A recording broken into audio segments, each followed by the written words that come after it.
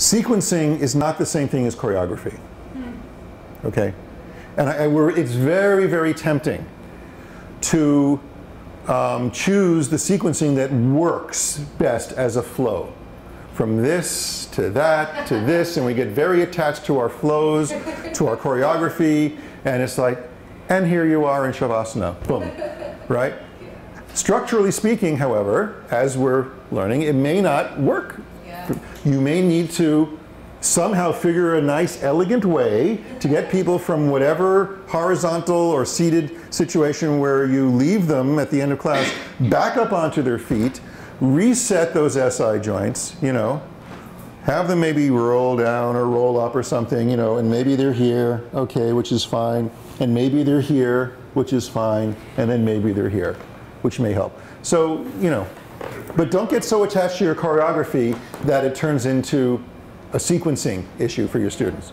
Yeah, sometimes what works best as counterposing is not the choreographic move that works best. A perfect example of this actually is very, very common, and it's taught this way in teacher trainings, is the, what is the counterpose to shoulder stand and plow?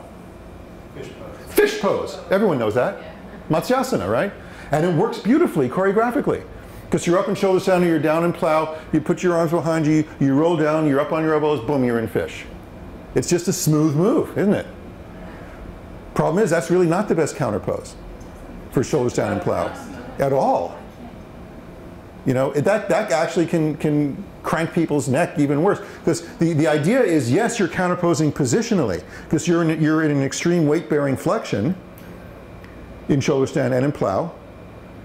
So the idea is, oh, now we're going to extension, but you're in an extreme weight-bearing extension. You don't want to just counterpose positionally, you have to counterpose the dynamics of what you were doing.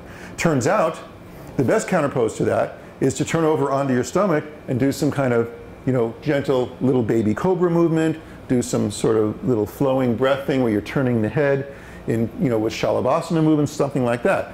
It's not as elegant choreographically, it's just much better mechanically. So we have to watch how attached we are to certain choreography.